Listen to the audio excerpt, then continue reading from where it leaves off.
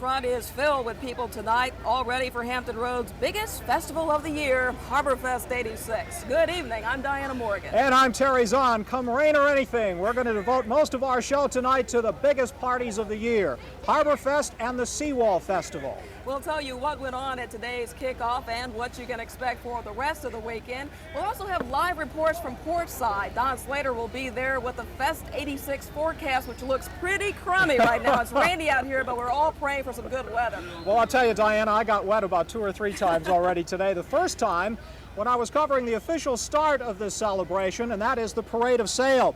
And yes, indeed, it did rain on our parade, but only briefly. Bright and early this morning, photographer Mike Ridge and I went aboard the Denmark. Now, that is a fully rigged, 3-masted training ship from Denmark.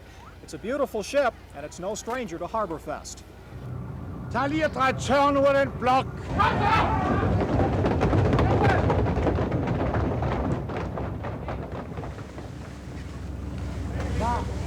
Jeg har lige stået og sagt, der er ikke noget, der skal hen. Denmark was here for the first Parade of Sail back in 1976. Her captain then and now is Wilhelm Hansen. But after 23 years, he's about to turn over this ship on which he once served as a cadet to a new captain. To leave it to another man, I think something is going on inside of me. I'm not hate him, not at all. How about envy him maybe? Envy him a little bit? Maybe, yes. Boarding this ship is like turning back the clock 100 years. Even for an old Navy man, this is a different world. It's a world of canvas and lines and ropes and wooden decks, and believe it or not, yes, they still really do steer these things with big wooden wheels. It's this magic of a bygone era that makes the Denmark and the Parade of Sail so special. Just imagine Harborfest without them.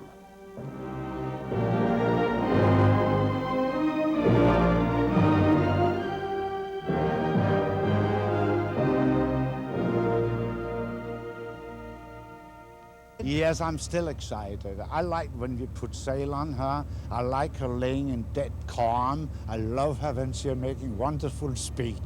It has been a wonderful, great life.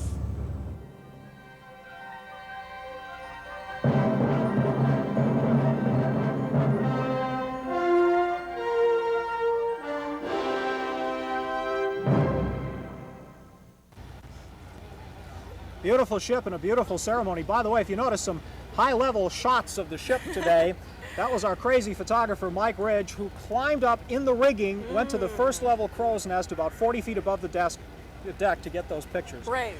Better man than I am, Gunga Din. As we told you, Portsmouth is having its own celebration, and it's going on right across the Elizabeth River. And it's called the Seawall Festival. Barbara Sierra is live at Portside. Hey, Barb, what's going on over there? Well, Diana, what's going on between the raindrops is a party. Now, despite all the on-again and off-again rain, the folks in Portsmouth didn't let that keep them down. They just kept right on partying. And I tell you, there has been one change here in Portsmouth this year with the Seawall Art Show that's different from years past. Instead of being on the seawall, it's on High Street. And let me tell you, the artists were out early this morning with a cautious eye toward the sky as the raindrops came down. You're not supposed to be taking pictures, you're supposed to be helping me. A quick shower this morning sent artists racing for plastic to cover their work. But despite that, they were optimistic. Sometimes you saw more when it rains than you do when it doesn't. 117 artists are crowded onto High Street from Crawford to Court Street. And for many, the festival and the weather that goes with it affects their livelihood. For the majority of the people here, it's their way of living, and you have to put up with the weather. With pots, I don't have to worry about the weather. And one artist from Richmond told us that it doesn't make any difference what the weather does.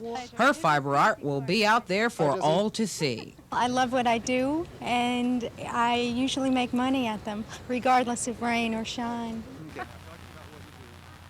And I really, truly hope that she and the other artists mean what they say when they say they'll be here come rain or come shine, because I do hear rumors that perhaps we will expect much of this throughout the weekend. But as I said, the folks in Portsmouth on this side of the water don't care if it's raining or not. Do you folks? I mean to tell you, they're partying and they're ready to continue this for the rest of the night and through the weekend. Back to you, Terry and Diana. Thank you, Barb. Of course, if you've ever been to the Seawall Festival or Harborfest, you know there are a lot of people down here, but very few places to park. So the simple answer is just don't drive. We understand the downtown Norfolk parking lots were completely filled by about 1 o'clock this afternoon. The simple answer is take the TRT shuttle buses. And those buses will run every 15 minutes or so today through Sunday from several different locations in our area. Let's take a look at those. If you'd like to come to Harborfest, you can catch the shuttle in front of the ODU Fieldhouse, and those shuttles will run Friday, Saturday, and Sunday. And if you're in the Military Circle area, you can pick up the shuttle bus across from the C&P building. And right down the road at the Janib Shopping Center, you can pick up the bus behind the shopping center. There's also Harborfest shuttle service to Virginia Beach. There you can pick it up at the Virginia Beach Dome. And if you'd like to visit the Portsmouth Seawall Festival, all you have to do is go to Tower Mall, park your car, and hop aboard a shuttle there. Those are running Friday, Saturday, and Sunday as well. And if it's more convenient also to the Seawall Festival, you can go to the Churchland Shopping Center, Saturday 10 until 8 p.m. And you can also hop aboard a shuttle bus for the Seawall Fest at Woodrow Wilson High, and that will run Saturday only 10 a.m. until 8 p.m. We should note there's also ferry service between Portsmouth and Norfolk. 2 Elizabeth River ferries are running between Waterside and Portside, and also running is the Carrie B. And if you are still confused by all of this, call TRT at 623-3222. That's also the number for information about handicapped transportation to the festivals this weekend. And of course, as we've told you before, Harborfest is celebrating its 10th birthday this year, thanks to a dedicated group of people who got the ball rolling back in 1976. They were led by a man named John Sears, a Norfolk banker, and they came up with the perfect way to draw thousands of people down to the waterfront.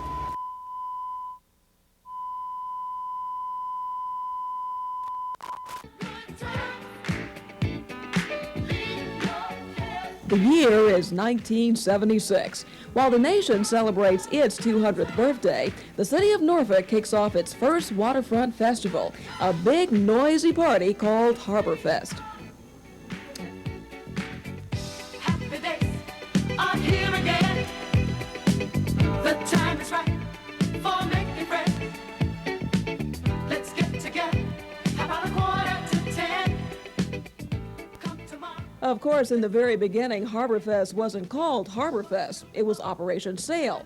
And if it hadn't been for this man, John Sears, it might have been a dream that never came true. You see, John, or Mr. Harborfest, helped start the whole thing 10 years ago. He was the first Harborfest chairman. It went over great. We didn't have any facilities. We had dirt and rubble, but as long as we had food, entertainment, fireworks, and tall ships, people were going to turn out, but they turned out far more than we expected. About 60,000 people attended the first Harborfest. Now the annual get-together attracts more than 500,000 visitors to the waterfront. John Sears has enjoyed watching his baby grow up into a big city celebration.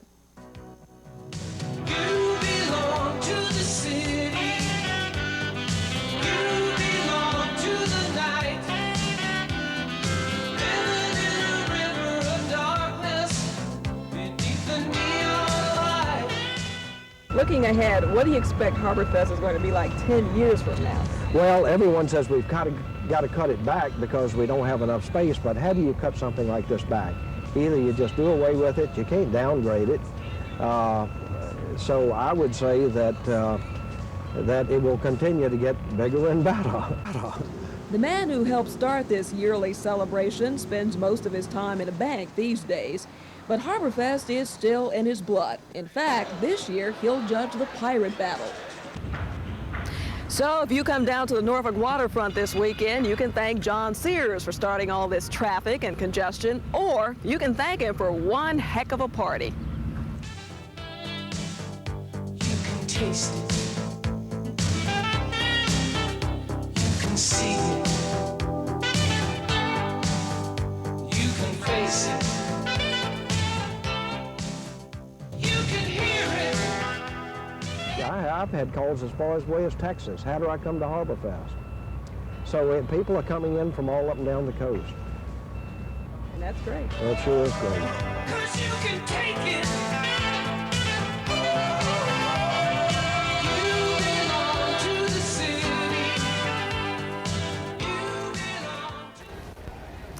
that pretty well wraps it up for now from Fest 86. Of course, we'll be back a little bit later in the show. Right now, let's go back to the air-conditioned, dry comfort of our studio where Les Smith is waiting. Les, I know you're going to be here tomorrow. Really, it's a lot of fun. There are lots of people. There's lots of food. I haven't had this much fun since my last root canal surgery, but we'll see you tomorrow. Thanks a lot. Keep those umbrellas down there. Coming up, Newport News gets an acting police chief, and more news after this.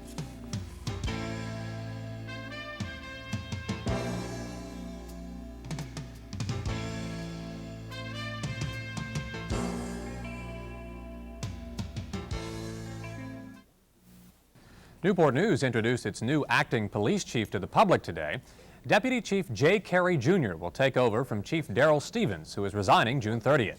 Carey says there will be no administrative changes when he assumes office. For a permanent police chief. The important thing right now is to look to providing a transition from Darrell Stevens and to continue the excellent programs that we've got in the program, in the department, and work with the fine employees that we do have. So the game plan is just to keep things about the way they are now, not to keep moving forward. The city expects to select a permanent police chief within 6 months. AT&T in Virginia is considering hiring temporary workers to handle installation work delayed because of the strike. A company spokesman said today AT&T is thinking of hiring retired and previously laid off workers in Virginia, although the plan has not yet been approved by AT&T headquarters in New York. The company says it needs to hire the temporary workers because it is committed to certain jobs that aren't getting done because of the communication workers' strike.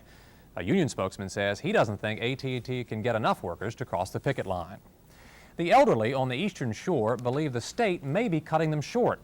Part of the 1987 state plan for aging services would provide almost 50% less money for Eastern Shore senior citizens than those in Northern Virginia. At a public hearing today in Norfolk, Fay Lohr of the Eastern Shore Community Development said some senior citizens there could get about $150 a month from the state, while those in Northern Virginia could get more than $300.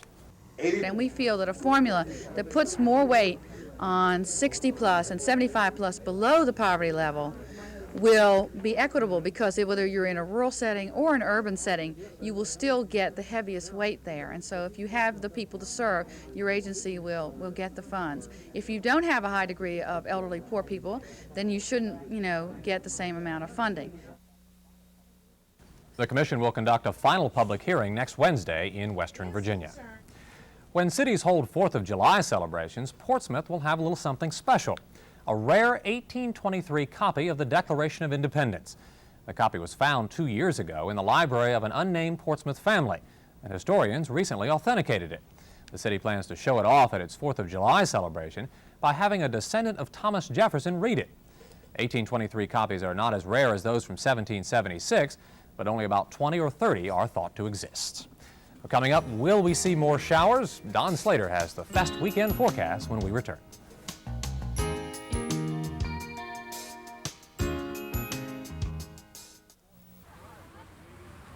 Good afternoon, everyone, and I guess I'm the villain today. We've got some scattered showers and thunderstorms through the region. However, we want to show you something that is just a little bit bigger that's out there right now. Let's go to the latest position. We've got a tropical storm out there. It's Tropical Storm Andrew. Let's go to the computer for a look at where that thing is as of this time.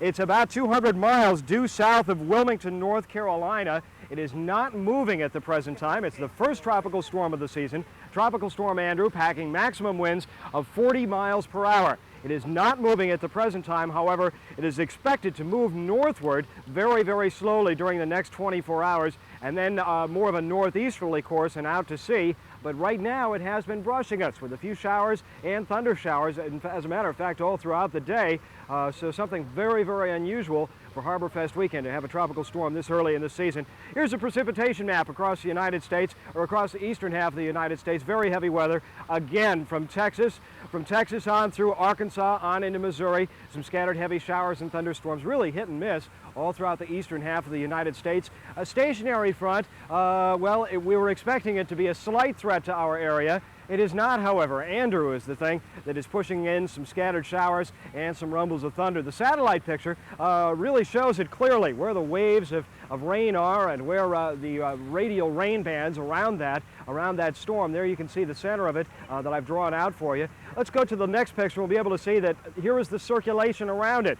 It circulates counterclockwise. Now with that, it could bring in some higher than normal tides over the next 24 to 36 hours, especially along the outer banks of North Carolina. There could be some ocean overwash, and already, I guess, the surf down along the southern end of the Outer Banks down toward Ocracoke is around 5 to 6 feet high. This, again, is a minimal tropical storm. It's not a biggie, but it could do some major damage to our weekend, not to the area, but to the weekend. Next picture, we'll be able to show you exactly where that thing is moving. It is expected to move northward and then more toward the northeast over about the next 24 to 36 hours. So again, we've got a tropical storm out there. It could mess up our weekend just a little bit. Let's go to it and have a look at our current conditions right now, or excuse me, the latest radar picture. Well, we'll look at the radar in just a minute. The latest conditions across the area, we've got 78 degrees at the airport in Norfolk. Dew point is at 72 degrees. That gives us very, very humid conditions. Strong southeasterly winds. The barometric pressure is falling. The low last night, 69. And the high for today, in between some of the rain showers, we topped off at 86 degrees. Back to the computer. Again, here are the temperatures across the area. Where it is raining, the temperatures are in the 70s. Where it has not been raining, the temperature is lifted back well into the 80s over the past few minutes. Okay, now to the next picture, the tides. We have high tides coming up around 9:43 tonight, or 9:42 tonight, and a little after 10 tomorrow morning. Again, watch those high tides, especially for tomorrow. Let's have a look at the latest radar picture. We'll be able to see what's going on real quickly. Again, we've got scattered rain showers moving through the area. Here are our forecasts of scattered showers and thunder showers for the next, here's a forecast. Let's go to it. Scattered showers and thunder showers through tonight. It looks like the low tonight should drop to, let me get my sheet of paper out. Tomorrow should drop to around 70. Variable cloudiness tomorrow. Let's go back. Can we go back to tomorrow? We can't. Tomorrow we're looking for variable cloudiness, a 40% chance of showers and thunder showers. Highs tomorrow near 85. Tomorrow night, now if you please, mostly cloudy. 50% chance of some scattered showers and thunder showers. Lows around 70. Northeast winds at 10 to 20. Sunday, partly cloudy. Slight chance of some rain. If the storm does move through, it should have passed us by then. We'll see a high of around 90. So again, I'm sorry, but we're going to have to face the facts. Scattered rain throughout the weekend. We'll be back with more in just a minute. Joel in the sports.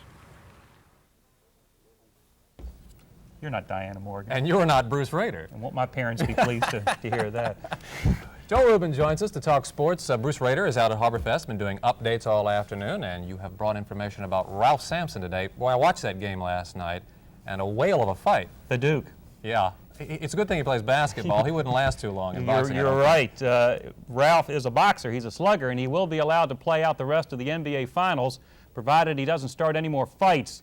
League officials considered suspending the Houston Rockets' big forward, but will instead fine him, the amount of the fine to be announced Monday. Ralph probably helped the Rockets last night by being thrown out of the game after he was ejected. The Rockets clobbered Boston 111-96 to force a sixth game in the best-of-7 series. The Celtics lead at 3-2. Now, Ralph's boxing debut came here in the second period. Now, watch in the middle of the screen. He's tangling with little Jerry Seasting of the Celtics. Ooh. Sampson lets him have one, then again, and then he KOs Dennis Johnson of Boston. And finally, Bill Walton of the Celtics takes down Sampson. Both benches clear. The referees decide to eject Ralph Sampson. Now, at the time, Boston was up by a point, but then Houston went on a tear. They were inspired. They built a lead of over 20 points before both teams put in their subs. But the big story was the fight, and after the game, Ralph Sampson explained himself. Very emotional. So I was very emotional in the game and will continue to be throughout the series, but there will be no fighting. I thought it was a foul should have been called. Somebody jumped at me, and I did what I had to do to protect myself. I'm sorry, but no questions. That's all I really had to say about it. It's an unfortunate accident, unfortunate situation. Protecting himself against a 6'1" guard. Yes, Game 6, by the way, will be Sunday, and if there's a seventh game, it will be next Wednesday, both games in Boston. It will be the top seed versus a non-seed in Sunday's men's final of the French Open Tennis Championships in Paris. Yvonne Lendl, the #1 player, whipped American Johan Kriek in straight sets in one of today's semifinals, and the other, unranked Mikael Pernfors of Sweden, knocked off crowd favorite Henri Leconte of France 2-6, 7-5, 7-6, 6-3. Pernfors, who you'll see here is serving here, this is match point, actually won 2 NCAA tennis titles while playing at the University of Georgia, but he's a Swede by birth and he's a heck of a tennis player. He beat the 8th-seeded LeConte to advance to Sunday's finale. Tomorrow, Martina Navratilova and Chris Evert play for the women's title. In baseball, there were no afternoon games in the major leagues today. In the minors, the first-place Tidewater Tides play at second-place Pawtucket tonight, and in the Carolina League, Peninsula is at Winston-Salem. And Les, that is about it in sports. And we're going to have, tonight at 11, we're going to show you a controversial triple play in last night's Braves-Padres game. Got to hand it to Ralph. Most creativity in a press conference. Turn around and slug somebody and call it an unfortunate accident. I got to give him that one. Huh? Thanks, Joel. We'll see you later. We'll rejoin Terry and Diana for more Festa 86 right after this. Well, hi. I guess you're wondering what I'm doing here eating this frozen yogurt. Isn't that fattening? No, it's 110 calories. Oh, okay. Well, that sounds good. Just a number of the things that are available here in the Seawall Festival. I'm going to head for the food, too. That's right. If you want to stay on your diet, there's something here. Here's Terry and Diana. Okay. Well, it stopped raining for a little while at least. Thank goodness for that. I'm hungry, Terry. Let's go get something to eat. We're going to be here all night between the 6 and 11 o'clock shows, and you can stop by and pick up one of your handy-dandy little plastic bags. If nothing else, look what you can do with them tonight, right? Just don't put it over your face, Terry. So we'll see you tonight at 11. Thanks for joining us. There's a lot going on. Right now it's dry. Cross your fingers. Let's hope it stays that way. I hope so. Bye-bye. I hate wet weather. Bye-bye.